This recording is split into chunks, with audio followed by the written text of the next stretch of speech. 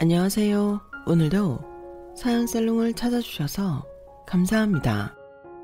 저는 초등학교 다니는 아이들을 홀로 키우고 있는 30대 여성입니다. 남편과는 21살에 만나 24세 결혼했고 결혼 생활은 12년 정도 했어요. 그리고 이혼한 지는 2년 정도 되었는데 2년 만에 저와 남편의 처지가 180도 달라져 이렇게 사연을 보내게 되었어요. 사이다 사연이라고 하던데 저한테도 그런 사이다 같은 일이 있었거든요. 그리고 그 이야기를 시작하려면 제 어린 시절 이야기부터 시작해야 하는데 부디 제 사연을 끝까지 함께 해주시길 바라겠습니다. 저는 다른 형제가 없는 무남 동료였어요. 부모님이 어렵게 가진 아이라 어릴 때부터 참 귀하게 자랐는데 그때까진 세상 무엇 부러울 것이 없는 어떻게 보면 저밖에 모르는 이기적인 아이였어요. 주변에서는 혼자라서 그렇다며 저희 부모님에게 동생을 낳아줘야 한다고 조언을 했지만 저희 부모님은 그럴 수가 없었죠. 저를 낳고 저희 엄마가 많이 아프셨거든요.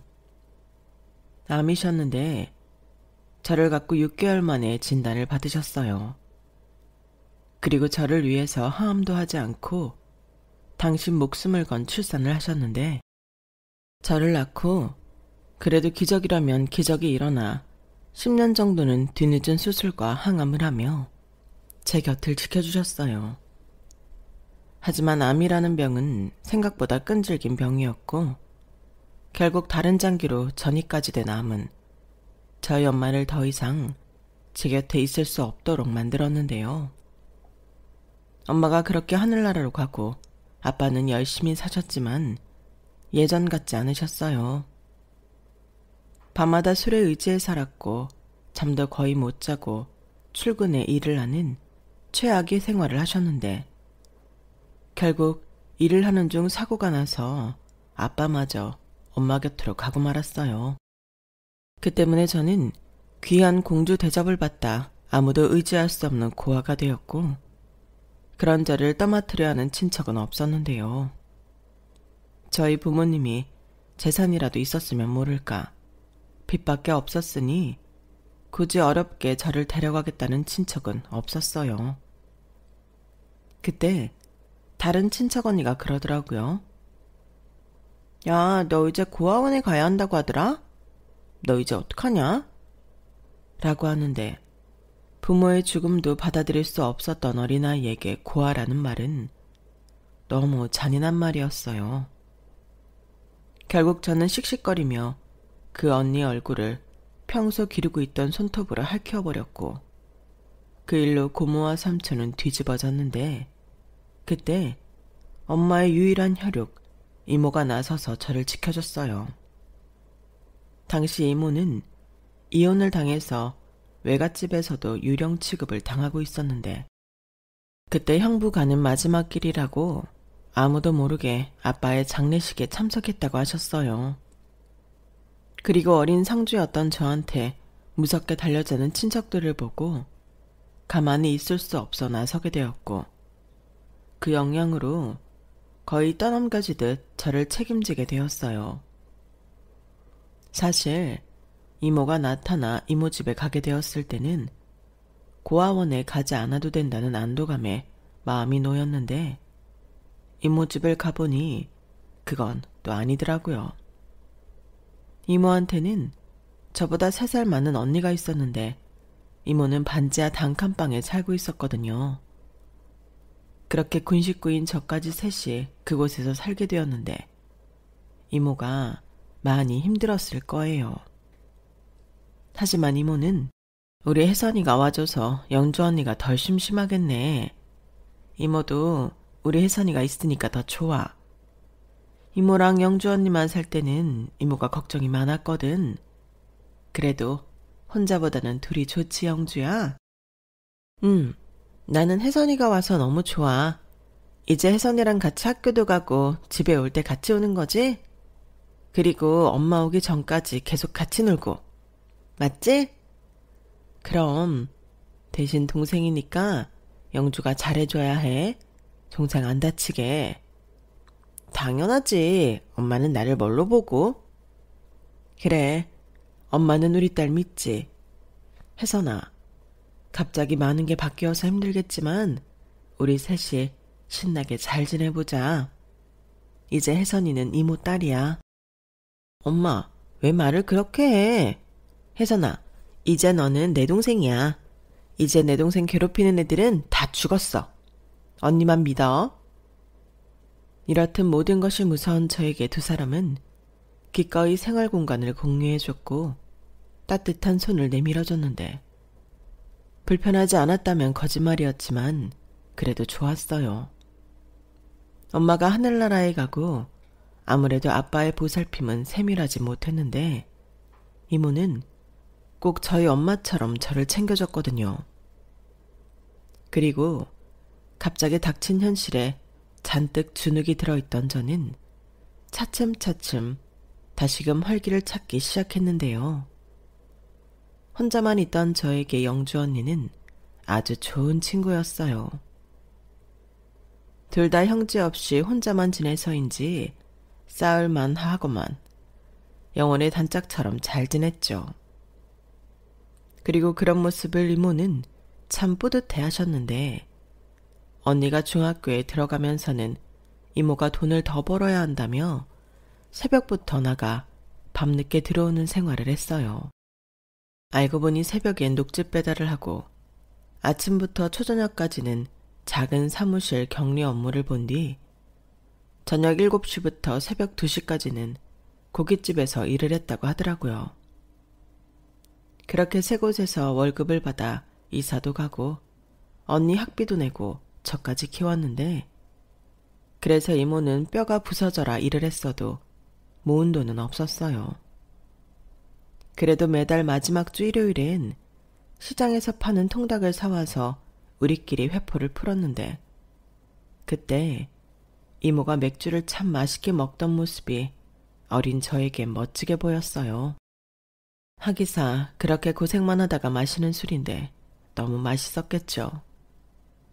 그런데 저는 그것까지는 몰랐고 그저 저를 받아준 이모와 언니에게 민폐가 되고 싶지 않다고 생각했는데요. 그래서 혼자 집에 있던 시간이 많았던 저는 자체에서 집안일을 도맡아 했어요.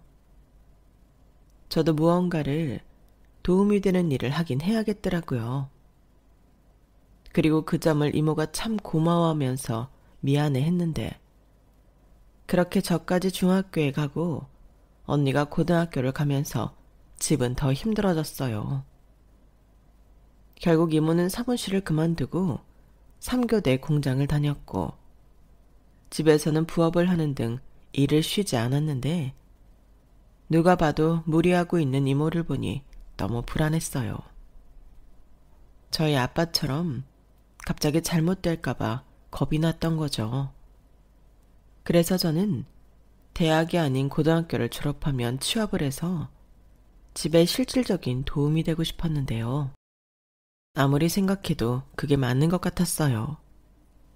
영주 언니는 학원도 가지 않는데 공부를 좋아했고 심지어 잘했는데 저는 그렇지도 않았거든요. 그리고 저까지 대학에 간다고 하면 이모는 기꺼이 그렇게 해주겠다며 지금보다 더 무리할 게 뻔해서 그걸 볼 수는 없었죠. 그리고 영주 언니가 대학 등록금이 부족해 대학에 붙고도 가지 못하는 날이 오고야 말았는데 언니는 괜찮다고 자기가 벌어서 늦게라도 간다고 했지만 이모는 그날 혼자 많이 울었어요. 어떻게든 돈을 만들어 보려고 이리 뛰고 저리 뛰었지만 그게 되지 않았던 거죠. 결국 언니는 1년 재수를 했고 이모는 더욱 허리띠를 졸라매서 1년 뒤엔 언니 등록금을 만들었는데 그때 제가 저는 대학에 갈 생각이 없고 돈을 벌고 싶다는 말을 꽤 진지하게 했어요. 그러자 이모는 너까지 그런 무게를 짊어지지 않아도 된다며 괜찮다고 하셨는데요. 저는 그게 아니었죠. 이모, 나도 고민 많이 했어. 지금도 이렇게 고마운데 내가 대학까지 바라는 건 말도 안 돼. 게다가 나는 영주 언니처럼 공부도 잘하지 못하는 걸? 난 그냥 열심히 돈 벌어서 우리 세 식구 행복하게 살았으면 좋겠어. 이모도 지금보다 일 조금만 하고 언니도 마음 안 졸이고 공부할 수 있고 난 그럴 수만 있다면 뭐든 할 거야. 혜선아, 우리 혜선이 마음 이모가 너무 잘 알고 고마워. 근데 이모한테는 혜선이도 똑같은 딸이라서 혜선이가 그렇게 말해도 그러라고 할 수는 없어. 이모, 이건 내가 좋아서 내가 선택해서 그러겠다는 거야. 나도 이모를 돕고 싶다고. 혜선아, 이모, 내가 정말 이 말까지는 안 하고 싶었는데 내가 언니처럼 공부라도 잘했으면 이런 말 안 한다. 그럼 나도 눈 딱 감고 이모한테 대학 보내달라고 해서 그 다음에 더 큰 돈을 벌어야겠다는 생각을 하지. 근데 내 성적이 그건 아니잖아. 난 어차피 대학에 가도 지방대밖에는 못 가. 그럴 거 무리해서 뭐하러 가? 그냥 지금 내가 할 수 있는 일로 돈을 벌어야지. 우리도 남들처럼 여행도 다니고 외식도 하고 그렇게 살자. 그게 내 꿈이야. 저는 그렇게 말하고 이모 손을 잡고 더 활짝 웃었어요. 이모는 제 말과 미소에 울어버리고 말았지만 저는 진심이었죠. 이젠 여기가 우리 집이고 이모와 언니가 내 가족이니 가능하다면 제가 제 손으로 행복하게 해주고 싶었어요. 그래서 저는 20살에 취업을 했고 자격증이 있으면 뭐든 유리하다고 하길래 저녁에는 학원을 다니면서 자격증 공부를 했는데 그렇게 3번 이직 만에 제법 그럴싸한 회사의 사무직에 취직할 수 있었어요. 그리고 거기서 빌어먹을 남편을 처음 만났는데 그 전까지 좋아하는 남자는 있었지만 제가 좋다고 다가온 남자는 남편이 유일했었죠. 그게 생각보다 싫지 않더라고요. 저 역시 누군가한테 관심받고 사랑받고 싶은 마음이 많았기에 남편의 그런 마음이 좋았는데 그렇게 남편과 진짜 연애를 하게 된 거예요. 그러면서 자연스럽게 제 이야기도 남편한테 하게 되었고 남편 역시 그리 풍족하지 못한 집의 아들이었지만 고아나 다름없는 저보다는 형편이 나았기에 저를 많이 안쓰럽게 생각했는데 그래서였을까요? 제 사연을 모두 알게 된 남편은 그 후로 제 보호자를 자처했어요. 이모와 언니도 그런 남편의 모습을 보고 좋은 사람 같다며 저희 만남을 축하해줬는데 특히 이모가 남편에게 많이 고마워했어요. 우리 혜선이가 아직은 나이도 어리고 경험도 부족해서 서툰 게 많지만 옆에서 잘 좀 챙겨줘요. 내가 참 착하고 마음이 여린데 상처 주지 말고 잘 만났으면 좋겠네. 라며 남편을 볼 때마다 어떻게라도 더 좋은 걸 먹이고 싶어 신경을 많이 썼는데 그때 남편이 이모를 장모님처럼 생각하겠다며 저에게 결혼하자고 했죠. 결혼이라니 사실 생각도 못한 일이었는데 남편이 너무 좋다 보니 결혼은 하고 싶었어요. 하지만 모아둔 돈이 많지 않았던 저는 결혼도 쉬운 일이 아니었는데 그때 이모가 저에게 2천만 원이 든 통장을 건네주더라고요. 이모, 이게 뭐야? 뭐긴 네가 이모한테 쓰라고 가져다준 생활비 모아둔 돈이야. 그러니까 이건 네 돈이지. 아니, 그 돈을 안 쓰고 모았다고? 왜? 이럴 날이 올 줄 알았으니까. 그리고 네가 밖에서 힘들게 번 돈을 이모가 어떻게 쓰니? 아까워서 못 쓰지. 그래도 이러는 법이 어딨어. 나는 이모를 돕고 싶었는데. 충분해. 아니, 차고 넘치지. 그리고 가족끼리 도울 일이 뭐가 있니? 그저 이모한테 너는 고맙고 대견한 그런 존재야. 네가 가져온 돈을 저금하면서 이모가 얼마나 많이 힘을 얻었는지 알아? 이건 돈이기 전에 혜선이 네 마음이잖아. 그러니까 더 잘 썼어야지. 이게 뭐야. 그리고 이걸 주면 내가 좋다고 홀랑 받아서 쓸 줄 알았어? 이모는 정말 내 마음도 몰라. 모르긴. 이모 마음 같아선 여기에 돈 더 보태서 우리 혜선이 시집 잘 보내고 싶지. 근데 영주 공부도 아직 안 끝났고 이모가 그럴 여유가 없다. 대신 이거라도 있으니 얼마나 다행이야. 큰 도움은 안 되겠지만 이걸로 너 시집 가. 그리고 이모가 열심히 벌어서 우리 혜선이 도움 필요할 때마다 도울 수 있도록 할게. 이모 믿지? 이모, 그게 무슨 말이야. 난 이미 이모한테 넘치게 받았어. 그렇게 말해주면 고맙고. 그러니까 이젠 시집가서 더 넘치게 사랑받고 행복하게 살아. 이모는 사실 영주보다도 혜선이 네가 걱정이었어. 우리 혜선이는 마음도 약하고 정에도 잘 흔들리는 아이잖아. 그래서 어디 나쁜 사람한테라도 이용당하지 않을까? 늘 걱정했는데 이젠 그런 걱정을 안 해도 될 사람을 만난 것 같아서 이모가 얼마나 감사한 줄 아니? 이제 우리 혜선이 진짜 행복할 일 남은 것 같아서 이모가 너무 기뻐. 그러니까 혜선아, 꼭 잘 살아야 해. 꼭. 이모는 그렇게 말하고 또 목이 메어서 제 앞에서 울었어요. 그리고 정말 그러고 싶진 않았지만 이모가 준 돈을 받고 저는 남편과 결혼했는데요. 그때 남편이 자기가 모은 돈이랑 자기 집에서 도움을 받아 당시 4천만 원 빌라를 매매했는데 거기가 저희의 첫 보금자리이자 신혼집이었어요. 그리고 1년 뒤 첫 아들을 출산했고 곧이어 둘째를 낳았는데 더 이상 제가 회사를 다닐 수는 없겠더라고요. 시댁에서 따로 아이를 봐줄 수 있는 것도 아니었고 엄마 손이 많이 필요한 아이들 두고 회사를 다니는 게 정말 쉽지 않았는데 결국 남편이 먼저 이야기를 해줘 저는 전업주부가 되었어요. 아마도 그때부터 남편의 눈치를 보게 되었던 것 같은데 둘이 벌다 남편 혼자 벌게 되니 저절로 주도권을 남편한테 뺏긴 것 같았죠. 개인적으로 쓰는 돈도 없는데 이상하게 눈치가 많이 보였거든요. 그러다 설상가상으로 회사가 힘들어지면서 남편이 정리해고 되었는데 그때는 정말 막막했어요. 아이들도 아직 어리고 집 대출금도 있어서 하루하루가 불안했는데 그래서 제가 먼저 집이라도 팔아서 가게를 하던가 하자고 했어요. 그렇게 집을 팔려고 하는데 뜻밖의 시댁에서 5천만 원을 해줄 테니 집을 팔지 말라고 했고 감사하게 그 돈을 받아 저희는 삼겹살 집을 차렸는데요.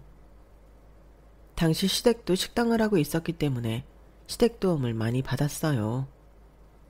그리고 아이들을 어린이집에 보내고 장사 준비도 돕고 저도 제가 할 수 있는 일을 찾아서 하며 가게가 잘 되기만을 바랬는데 삼겹살집 특성상 점심보다는 저녁 장사가 잘 되더라고요.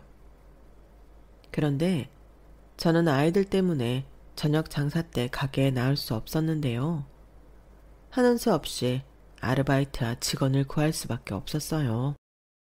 너무 바쁜 때는 시어머님이 저희 가게에 나오셔서 주방 일을 도맡아 해주셨지만 그걸 매일 바랄 수는 없었거든요.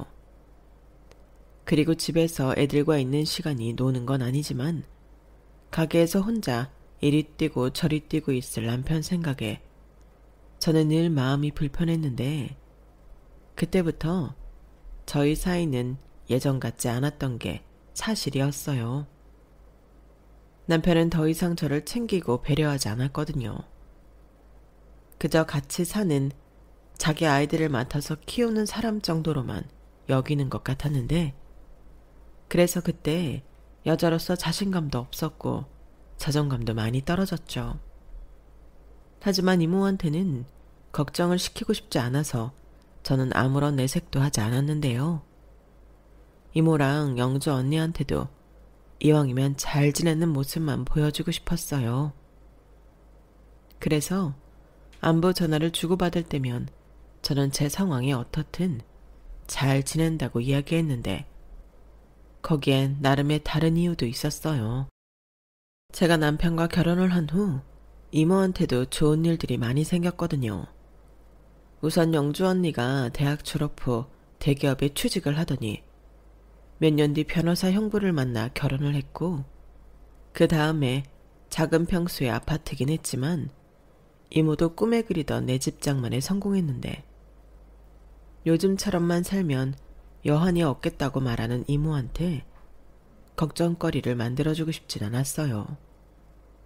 더욱이 저도 결혼을 한 이상 남편과 아이들이 진짜 내 가족이라는 생각을 하게 되면서 사실상 이모와 영주 언니에게 거리를 두고 있었는데 문제는 그 점을 남편이 너무나도 잘 알고 있었다는 거였어요.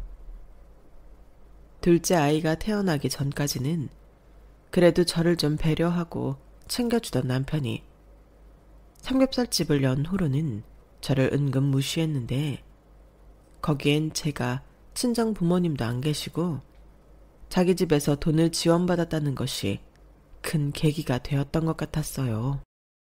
그리고 저 역시 그런 남편과 시댁에 끌려다닐 뿐 제 주장도 잘하지 못했는데 우선 아이들이 어리니 제 역할은 아이들을 잘 키우는 것에 있다고 생각한 게 문제를 키운 셈이었죠. 저는 남편과 제가 확실한 역할 분담을 하고 있다고 생각했거든요. 하지만 남편은 점점 저를 자기가 벌어다주는 돈으로 편하게 먹고 사는 짐짝으로 생각했고 급기야 명절이면 이모 집에 가고 싶은 저를 뻔히 알면서도 거길 왜 가냐며 귀찮아했는데 그 일로 부부싸움도 여러 번 했어요. 아니, 부모님 집도 아니고 이모 집인데 거길 뭐하러 명절마다 가?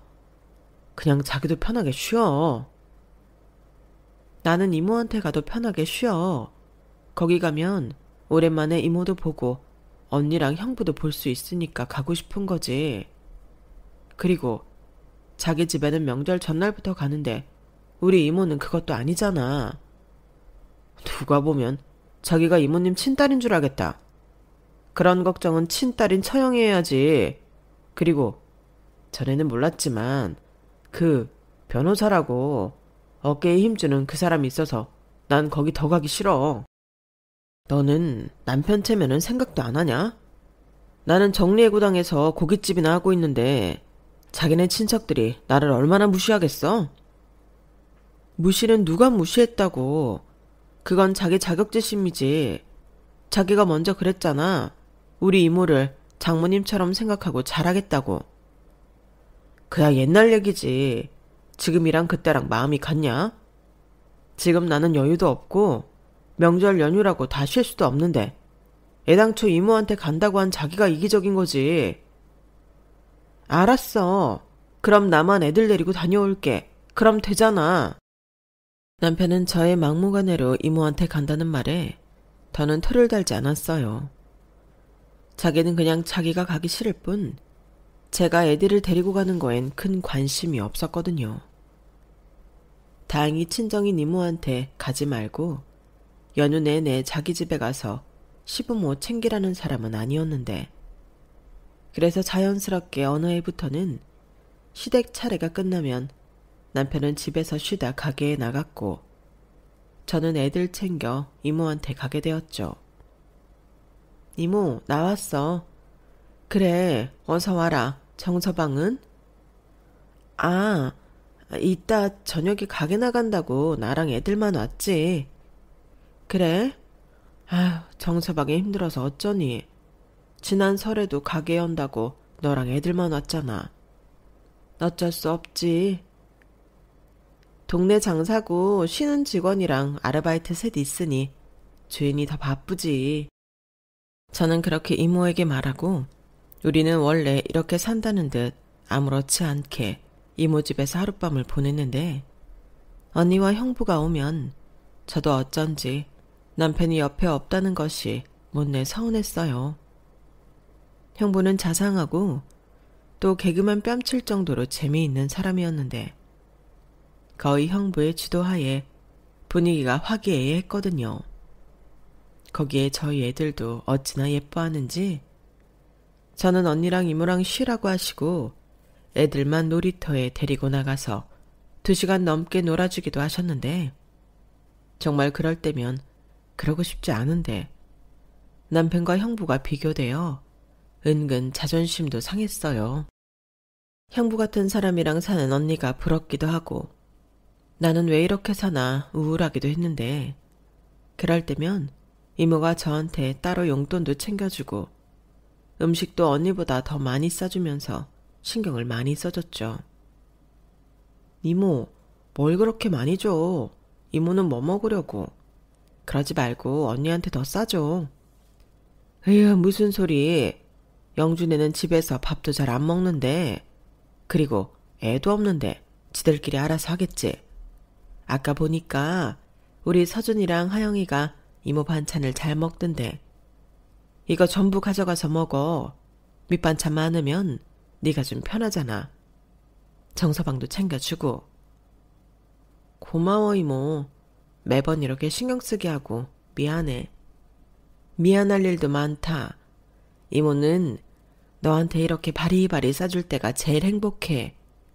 영주 그건 내가 뭘 준다고 하면 싫다고 칠색팔색을 하는데 얼마나 미운 줄 아니? 그야 언니는 이모가 고생하니까 그렇지. 아이고 이런 고생은 사서도 해. 내가 내 새끼 챙기는데 이깟게 뭐가 힘들어? 걔는 자식을 안 낳아봐서 너나 나 같은 사람 이해 못해. 그렇게 말하지 마. 언니 지금 임신 안 돼서 마음고생하고 있는데. 그래, 그건 좀 안쓰럽긴 해. 그래도 저 성격에 애까지 있으면 그건 그거대로 걱정이다. 우리 혜선이처럼 야물지가 못해서. 이모는 그냥 쟤들은 지금처럼 지들끼리 살아도 좋겠다는 생각이야. 솔직히 영주 쟤가 엄마 상은 아니잖아. 그냥 둘이 나중에 우리 서준이 하영이 크는데 좀 보태주고 자식처럼 챙겨줬으면 좋겠다. 그럼 혜선이 너랑 정서방이 좀 덜 힘들잖아. 이모는 우리 애는 우리가 알아서 해야지. 행여 언니나 형부한테 그런 소리 하지 마. 알겠어. 좌우간 언니 생각은 엄마인 나보다 네가 더 끔찍하다. 그래서 영주가 나보다 너를 더 좋아하나 보다. 이모는 이렇듯 제가 마음이 상할까 마음에도 없으면서 친딸인 언니보다 저를 더 챙기려 애를 썼어요. 그리고 그 마음을 잘 아는 저는 하루라도 더 빨리 잘 되어 이모에게 남 부럽지 않게 잘 사는 모습을 보여주고 싶었는데요. 부모는 자식의 효도를 기다려주지 않는다고 이모가 갑자기 폐암 선고를 받았다고 하더군요. 저희 엄마도 폐암이셨거든요. 그리고 예후가 좋지 못한 게 이모가 자각하지 못하고 말기가 다 되어 진단을 받게 되었다는 건데 의사 선생님은 수술을 해도 살 확률이 10%밖에 되지 않는다고 했어요. 그 소식을 듣고 얼마나 울었는지.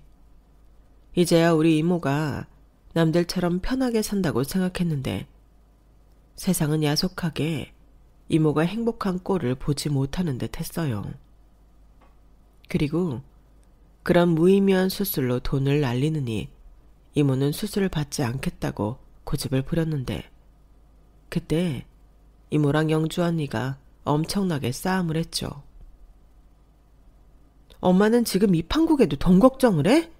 돈은 내가 알아서 한다고. 나는 네 돈도 아까워. 수술해서 산다고 보장도 못하는데 비싼 수술을 뭐하러 하니? 나는 그냥 지금처럼 일상생활 하다가 조용히 갈 거야. 누구 맘대로 가. 엄마가 그런 마음 갖고 있는 게 내가 얼마나 짜증나는 줄 알아?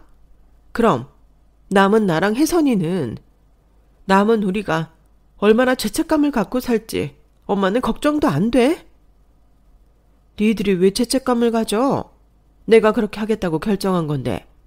그럴 필요 없어. 이건 순전히 내 판단이니까. 엄마. 시끄러워. 그리고 옛날에 엄마가 너한테 혜선이 이야기 해둔 거 기억하지? 엄마 없으면 네가 나 대신이라고. 혜선이 챙겨라. 혜선이는 내 딸이고 네 동생이야.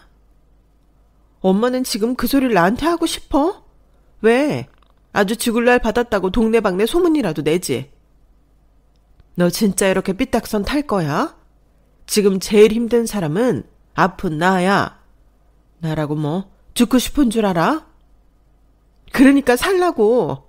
돈이고 나발이고 걱정하지 말고 그냥 지푸라기도 잡게 뭐라도 하자고. 언니는 거의 정신이 반쯤 나간 사람처럼 방방 뛰며 소리를 질렀어요. 그리고 그 모습을 병실 밖 복도에서 모두 보고 들은 저는 앞에 나설 수도 없어 복도에서 숨죽여 눈물만 흘렸는데요. 그렇게 버티던 이모는 고집대로 수술도 받지 않고 병원과 집으로 가다 세상을 떠났어요. 다행히 큰 고통 속에서가 아닌 조용히 잠을 자면서 마지막을 맞았다고 했는데 언니의 소식을 듣고 저는 시댁에 아이를 맡기고 곧장 빈소가 차려진 장례식장으로 향했어요. 그리고 남편도 장사 준비를 다 해놓고 오겠다며 저에게 먼저 가 있으라고 했는데요. 남편은 그날 저녁 손님이 너무 많아 가지 못하겠다며 다음 날 일찍 오겠다고 연락을 하더군요. 사실 그때부터 저는 마음이 좋지 않았어요. 정신도 차릴 수 없을 만큼 힘든 저랑 언니 때문에 고맙게도 형부가 모든 일을 혼자 처리해줬는데 남편은 자기 돈 버는 일이 더 중요하다고 오지도 않고 있으니 눈치가 보이더라고요. 하지만 동네장 사인 만큼 언니와 형부는 이해해야 한다며 괜찮다고 저를 챙겨줬는데 남편은 다음 날도 장례식에 오지 않았어요.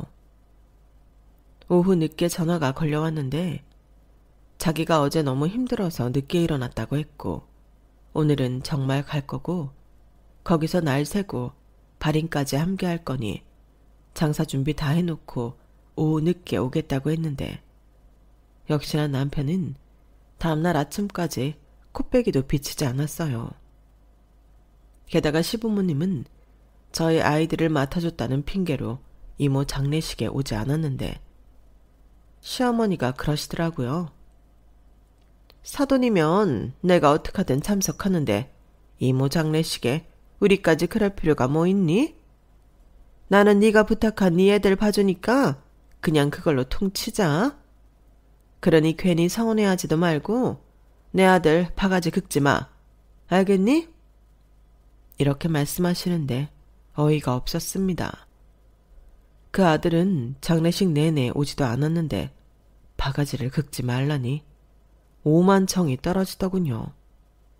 그리고 장례식 3일차 아침 발인을 위해 화장터로 출발하는데 그때부터는 남편은 연락도 되지 않았어요. 전화기가 꺼져 있다고 하는데 속에서는 천불이 올라왔죠. 그리고 그때부터는 언니도 형부도 저에게 괜찮다고 하지 않았는데 형부가 그러셨어요. 정서박 오면 내가 아주 홍구멍을 내야지.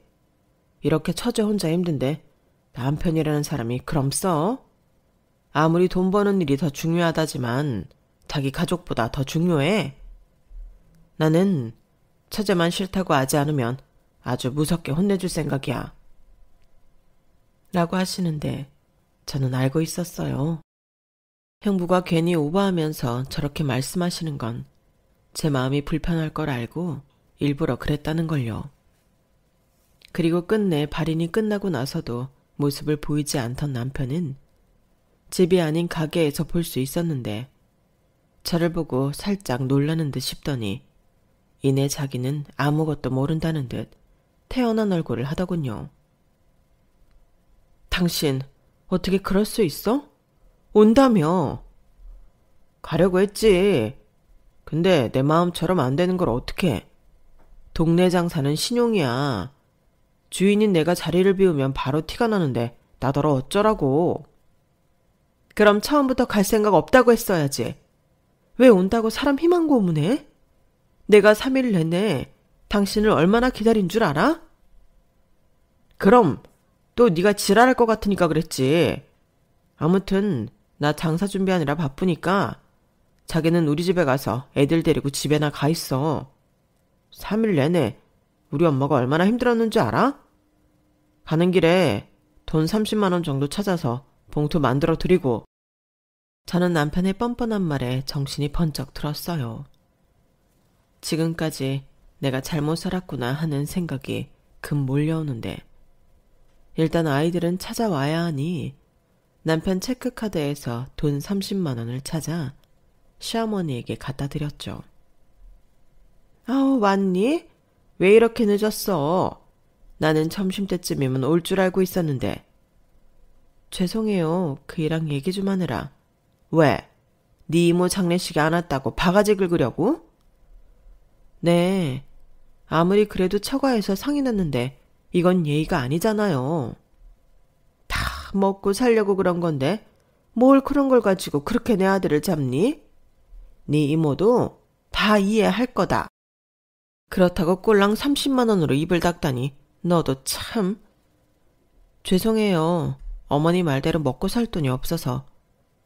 애들 데리고 지금 바로 갈게요. 뭐? 바로 간다고? 이렇게 된 거 밥이나 먹고 가. 어차피 너 애들 데리고 가면 네가 밥 해야 하잖아.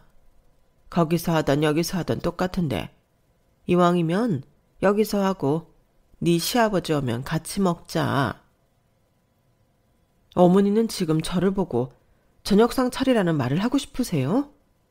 저 지금 손가락 까딱할 힘도 없어요. 마음 같아서는 애들도 하루 더 부탁하고 싶었는데 어머님이 그러실 분이 아니라서 데리러 온 거고요. 그동안 저희 애들 봐주시느라 고생한 건 너무 감사한데 앞으로 저한테 함부로 하지 마세요. 어머, 얘가 장례식장에서 뭘 잘못 먹고 왔나? 너 지금 나한테 뭐라고 했니? 막말로 네가 우리 아니었으면 어떻게 밥을 얻어먹고 살아? 은혜도 모르는 것? 네, 저 그게 은혜인지 족쇄인지 모르겠고요. 그런 공치사 하고 싶으시면 어머니 아들한테 하세요. 저는 이만 가볼게요. 저는 저를 한창케 여기는 시어머니한테 처음으로 기죽지 않고 제 할 말을 다 했어요.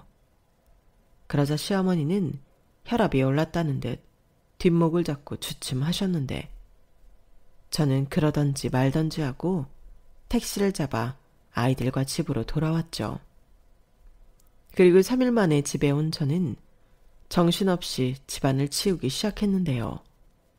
일단 제가 없었다고 집이 난장판이었고 특히 주방과 욕실, 화장실 상태가 나빴는데 저는 오히려 잘 됐다고 생각했어요. 바쁘게 몸을 움직이고 청소를 하다 보면 아무런 생각도 하지 않을 수 있으니 청소에만 집중했는데, 그러던 중 아무리 생각해도 이상하다는 느낌이 들더군요. 애들이 있던 것도 아닌데 남자 한 명이 집안을 이렇게나 어지럽혀 놓는다는 게 이상했어요. 그리고 침실을 치우며 저는 충격을 받고 말았는데요. 저와 남편이 쓰는 침대에서 나오지 말아야 할 망측한 물건이 나왔는데, 안방 화장실에서는 스타킹과 제 것이 아닌 귀걸이 한 쌍이 저 보란 듯이 세면대 위에 올려져 있더군요. 저는 온몸이 배신감에 부들부들 떨렸어요.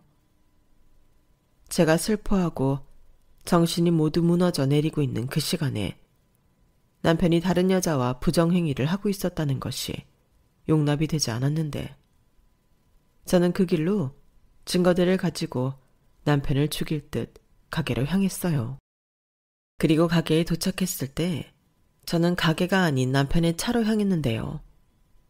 분명 차에도 증거가 있을 것 같았거든요. 그래서 차 안에 있는 블랙박스를 뒤졌는데 지난 3일 차 안에서 두 년놈이 나눈 대화 내용이 녹음되어 있더군요. 오빠, 근데 우리 이래도 돼? 오빠네 와이프 이모 장례식이라며. 이모잖아. 그리고 이모면 어떻고 장모님이면 어떠냐? 이렇게 3일 동안 마누라도 없는 천국에서 우리 수진이랑 같이 있을 수 있는데. 뭐야, 오빠 진짜 나쁜 남자구나? 오빠 와이프는 오빠랑 나랑 이렇게 바람 피우는 줄 알면 뭐라고 할까? 뭐라고 하긴 뭐라고 할 수나 있겠어? 지가 나 아니면 누가 있는데. 믿고 있던 이모까지 죽었으니 더더욱 나한테 기어오를 수도 없지. 너는 오빠만 믿어. 뭐야, 그럼 이혼은 언제 할 건데? 난 그럼 언제까지 기다려? 좀만 기다려. 오빠가 적당한 시일에 싹 다 정리할 거니까. 우리 애기는 오빠한테 시집 올 준비나 하세요. 알겠어. 근데 난 애들은 못 키운다. 애들도 마누라랑 같이 보내야 해. 당근이지. 걱정일랑 하지 말아요. 이것들이 아주 지들끼리 북치고 장구치고 난리가 났더군요. 하기사, 그러니 누군지 모르지만 그 내언녀는 지 흔적도 깨끗하게 치우지 않고 제 집을 나갔는데 저딴 남자 갖고 싶으면 너나 가지라고 할 참이었어요.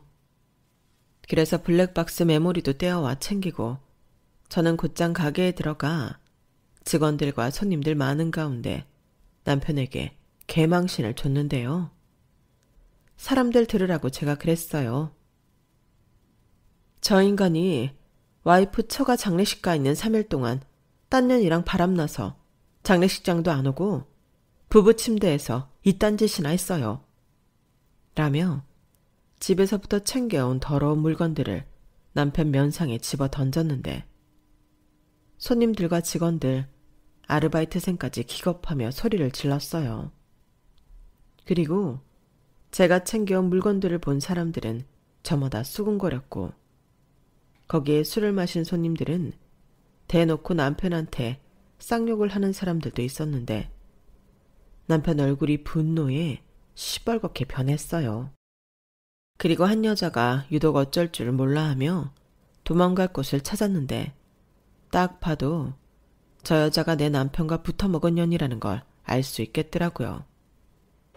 그래서 제가 그 여자를 향해 걸어가니 도둑이 제발 저린다고 그 여자는 저희 남편한테 달려가 안기며 오빠! 하며 도와달라고 했는데 참 기가 막혔어요. 결국 적반하장이라고 남편이 모든 손님을 쫓아내듯 내보내고 저한테 불같이 화를 냈어요. 자기 오늘 공친 건 순전히 저 때문이라며 저더러 책임지라고 하더라고요. 그래서 내가 왜 책임을 지냐며 똑같이 화를 냈는데 그때 남편이 이렇게 말했어요. 그래, 나 너 몰래 바람 피웠다. 나 미스김 사랑해. 사랑해서 몸이 저절로 반응하는데 그럼 어떡해? 아, 그래서 기회 봐서 나랑 애들 싹 다 정리하고 전현이랑 새장가 들려고 했어? 여기에 아주 잘 녹음되어 있더라. 그건 또 언제 챙겼냐? 아이씨, 블랙박스 챙긴다는 걸. 그래서 뭐? 네가 뭘 할 수 있는데? 너 정말 추잡하다. 내가 이모 장례식장에서 슬퍼할 동안 너는 전현이랑 뭐 했어? 몰라서 묻는 거 아니잖아. 그리고 이모 장례식에 내가 왜 가야 하는데? 내가 네 이모 사위도 아니고 니네 이모가 나한테 뭘 해줬는데. 난 갈 이유가 없었고 마침 집도 비었으니 사랑하는 여자랑 같이 있었을 뿐이야. 억울하면 이혼해. 나는 언제든 환영이니까. 너 정말 쓰레기구나. 그래, 나도 너 같은 거랑 더는 부부를 살고 싶은 마음도 없어. 그래, 잘 됐네. 근데 너도 알지? 내가 가진 게 빚밖에 없다는 거. 위자료, 양육비 그런 거 하나도 못 주니까 챙길 수 있는 거 챙겨서 네가 알아서 나가. 아, 애들 꼭 데리고 가라. 버러지만도 못한 더러운 새끼. 네가 그런다고 내가 네 뜻대로 할 줄 알아? 형부한테 얘기해서 너랑 천연 뽑아먹을 수 있는 하나까지 다 뽑아먹을 거야. 각오해. 그렇게 저는 그놈과 정리하기로 마음먹었어요. 그리고 저는 떨리는 손으로 언니에게 전화를 걸었고 저에게 모든 이야기를 들은 언니는 형부와 함께 저희 집에 도착했는데요. 형부는 가장 먼저 저에게 달려와 아무 걱정하지 말라고 저를 다독여줬는데 같이 왔다는 언니가 보이지 않더라고요. 그래서 형부에게 말했더니 언니는 그놈을 잡아 가만두지 않겠다며 곧장 가게로 향했다고 했는데 언니는 끝내 두 연놈의 머리털을 다 뽑아놓고 가게를 뒤집어 놓았다고 하더군요. 그 난리에 저랑 형부는 경찰서로 향해야 했는데 저희 언니는 경찰서에도 성난 황소처럼 남편과 남편의 내언녀를 가만두지 않겠다며 난리였어요. 결국 경찰들 손에 유치장까지 들어가게 된 언니는 저를 보자마자 대성통곡을 하기 시작했는데 저도 따라 참고 있던 눈물을 모두 쏟아버렸어요. 다행히 변호사인 형부가 경찰들에게 이야기를 해 일단 합의하는 조건으로 언니를 데리고 나왔는데 남편이 폭행과 영업방해 모욕죄로 언니를 고소하겠다고 개거품을 물더군요.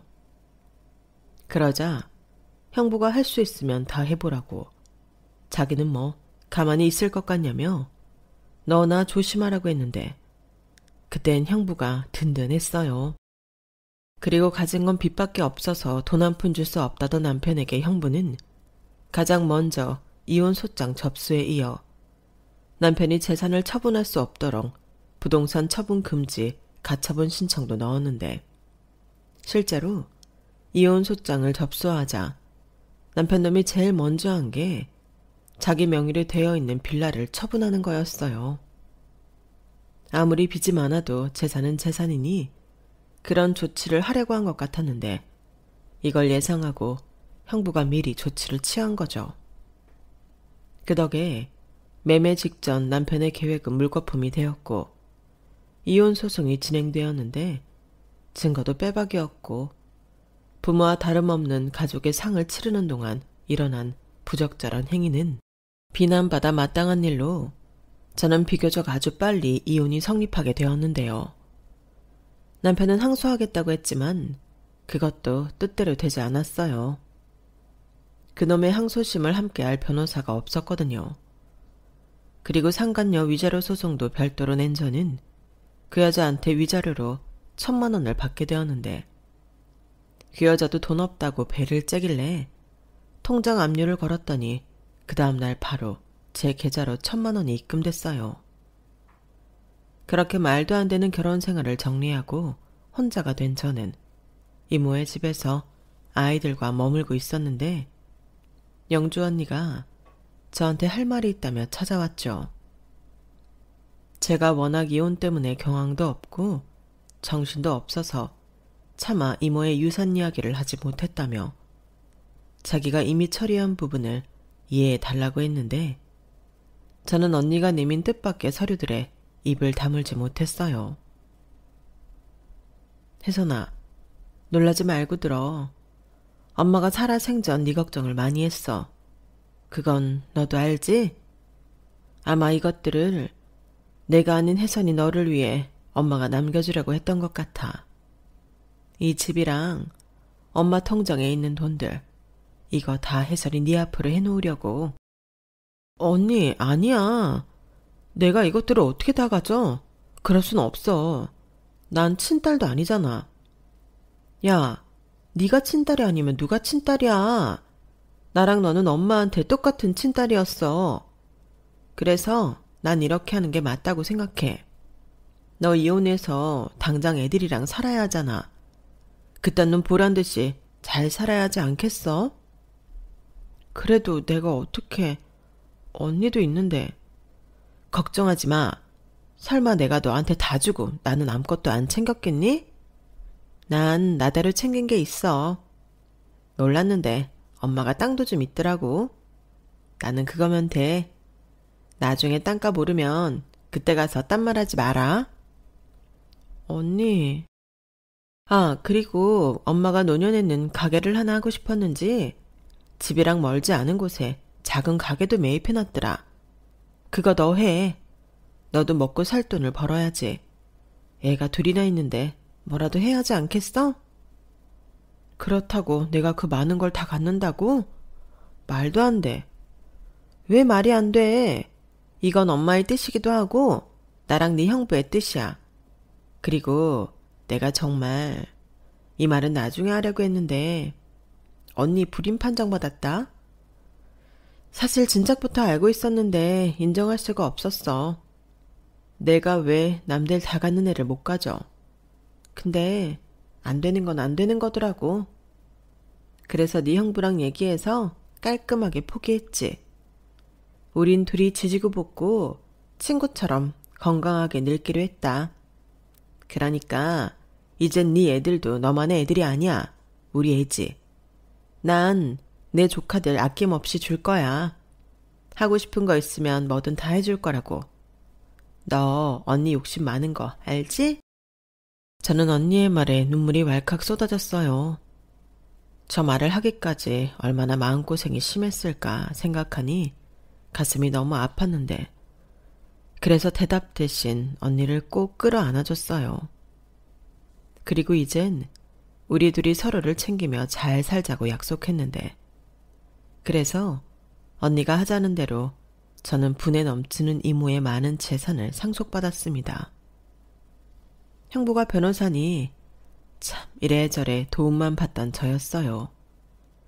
그리고 현재까지도 저는 이모 집에서 아이 둘을 키우며 살고 있는데 이모가 매매해 놓은 가게에서 뭘 하면 좋을까 고민을 하다 이모라면 어떤 걸 하고 싶었을까 고민하게 되었어요. 그리고 평소 아기자기한 것을 좋아했던 이모 생각이 떠올라 예쁜 소품 가게를 차리기로 했는데요. 한켠에는 작은 테이블 2개 정도 놓고 카페로 활용해도 좋을 것 같았어요. 그리고 여행을 좋아하는 언니와 형부 덕에 저는 해외 소품도 싸게 얻을 수 있었는데 인터넷으로 스마트 스토어 샵도 함께 운영을 하니 혼자서 그럭저럭 아이들을 키우며 생활할 수 있는 정도의 돈을 벌게 되었죠. 무엇보다 빚이라는 게 없고 가게에서 나갈 것만 빼면 모두 순수익으로 남았는데 예전에 남편이 삼겹살집을 할 때에 비하면 수입이 엄청났어요. 그리고 호기롭게 저랑 이혼했던 남편은 끝내 빌라를 팔아 저한테 3분의 2에 해당되는 돈을 지불해야 했는데 그 덕에 사랑하는 내언녀에게 비굴하게 차였다고 하더군요. 그리고 뻔뻔하게 아이들이 보고 싶다며 저를 찾아왔는데요. 남편놈이 깜짝 놀랐어요.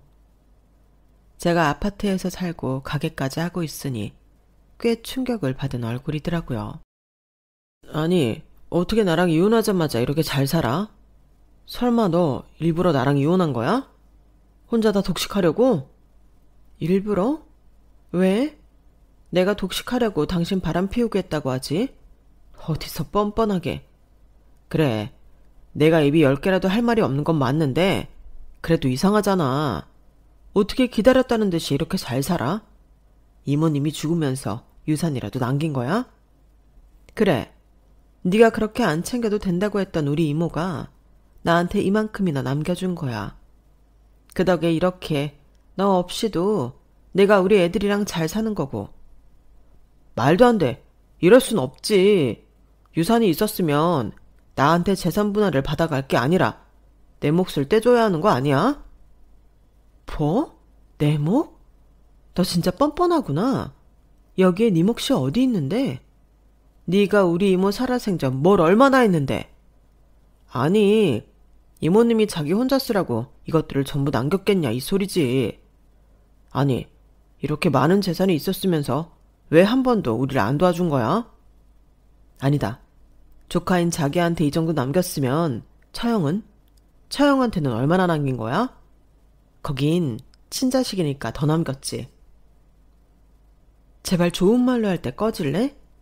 무슨 생각으로 여기까지 왔는지 모르겠지만 이젠 당신이랑 나 아무 사이도 아니야. 친권, 양육권 전부 내가 가져왔으니 애들도 자기랑 상관없어. 어떻게 그러냐? 내가 생물학적 아빠인데. 그리고 내가 여기 온 건 자기랑 애들이랑 합치려고 그런 거야. 그래도 조광지처가 낫더라고. 그녀는 인성이 썩었어. 단문만 쪽 빨아먹고 나쁜 년이야. 그래, 아주 천생연분이었네. 지금 생각해보면 당신한테는 나보다 그런 후진 여자가 더 잘 어울려. 조광지처 좋아하네. 난 이제 당신 없이도 잘 먹고 잘 살 수 있거든. 다시는 내 인생에 끼어들지 마. 지금 당장 안 꺼지면 영업방해로 스토커로 경찰 부른다. 아이고, 아주 돈 좀 있다고 사람이 달라졌네. 그래, 불러. 걔가 뭐 그런다고 무서워할 줄 알아? 나야말로 좋은 말로 할 테니 지금 당신 받은 재산에서 나 반 주던가. 아니면 재결합하자. 이 가게 싹 밀고 호프집 하면 되겠네. 저는 혼자 배짱 튕기는 그놈 보란 듯이 경찰에 신고했어요. 그리고 형부한테도 곧장 전화를 걸었는데 그놈이 제가 형부한테 전화를 걸자 눈이 왕방울만해지더니 제 전화를 뺏으려 했는데요. 그렇게 한 5분 실랑이를 하니 경찰차 소리가 났어요. 그러자 아이씨 하며 그놈이 주랭랑을 쳤는데 멀리 가지도 못하고 경찰한테 붙잡혔죠. 그리고 형부가 곧이어 경찰서로 도착해 일단락했고 이를 근거로 접근 금지 신청까지 해줬는데 그 후 그놈은 나타나지 않았어요. 언니 말로는 형부가 법 말고도 더 강력한 조치를 해뒀다고 이젠 안심하고 살아도 된다고 했는데 그 이상을 알면 다친다며 알려주지 않더라고요. 그렇게 저는 다시 놀란 마음을 진정하고 일상으로 돌아왔는데 다행히 아이들도 큰 어려움 없이 지금까지 잘 지내고 있어요. 가끔은 아이들이 아빠를 찾거나 왜 엄마와 아빠가 이혼했는지 궁금해할까. 저는 나름 마음의 준비를 하며 지냈는데 애들이 제 생각보다 빨리 철이 들었더라고요. 그리고 힘든 엄마의 모습을 모두 보았기 때문에 무조건 엄마를 위해주는데 왜 엄마들이 애를 보고 산다고 하는지 이해가 갔어요. 그리고 이젠 이모와 이모부도 있어 저희 5 식구들이 똘똘 뭉쳐 살고 있는데요. 언니는 평소 키우고 싶었던 골든 리트리버라는 강아지를 자식처럼 키우기로 했다는데 아이들이 그 강아지를 너무 좋아해요. 덕분에 강아지 보고 싶다며 주말이면 이모 집에 놀러 가고 싶다고 하는데 요즘은 엄마인 저보다 이모네 강아지 장군이를 더 좋아해요. 뭐 덕분에 주말에 가끔 혼자만의 시간을 보낼 수 있는 기회도 생기는데 언니가 즐기라며 애들을 맡아주기도 합니다. 그리고 최근에는 강아지 때문에 마당 있는 주택에 살아야겠다며 집을 구했는데 저희 동네에요. 덕분에 밤이면 저도 언니랑 형부랑 맥주도 마시고 예전보다 더 끈끈하게 지내고 있는데 매일매일이 행복합니다. 아마도 이모는 저랑 언니가 이렇게 살길 바랬겠죠. 유독 이모가 많이 보고 싶어지는 요즘입니다. 저는 가끔 시간 날 때면 옛날에 이모를 처음 만났던 날을 떠올려요. 이모가 나타나지 않았다면 꼼짝없이 고아원에 가야만 했던 어린 날의 저를 떠올리면 여지없이 가슴이 울컥 해오는데 그때 이모는 무슨 마음으로, 아니 어떤 용기로 저를 키우기로 마음을 먹었을까 생각해 볼 때가 많은데요. 이제 어른이 되고 또 엄마가 된 저이지만 저는 그럴 수 없을 것 같거든요. 그리고 자기 엄마의 사랑을 친척인 저와 기꺼이 나눈 언니에게도 새삼스럽게 고마운 마음 투성인데 앞으로 저는 제가 사랑하는 사람들에게 평생 잘하며 이 고마운 마음을 보답하며 살아야겠습니다. 아울러 저희 아이들에게도 아빠의 빈자리 따윈 느껴지지 않도록 최선을 다할 생각인데요. 제가 이 마음을 평생 잃어버리지 않도록 많은 응원과 조언 부탁드립니다. 제 사연은 여기서 끝이에요. 너무 어릴 때부터 파란만장한 인생이라 그리 많이 길어졌는데 끝까지 들어주신 모든 분들께 감사의 인사를 전하고 싶습니다. 그럼 항상 행복한 일만 가득하길 바라며 저는 마지막 인사를 드릴게요. 앞으로 최선을 다해 열심히 살겠습니다. 그리고 열심히 사는 모든 분들에게 행운이 따르길 바라며 안녕히 계세요. 여러분, 사연 댓글에 응원과 현명한 조언 부탁드려요. 좋아요와 구독은 저에게 큰 힘이 됩니다.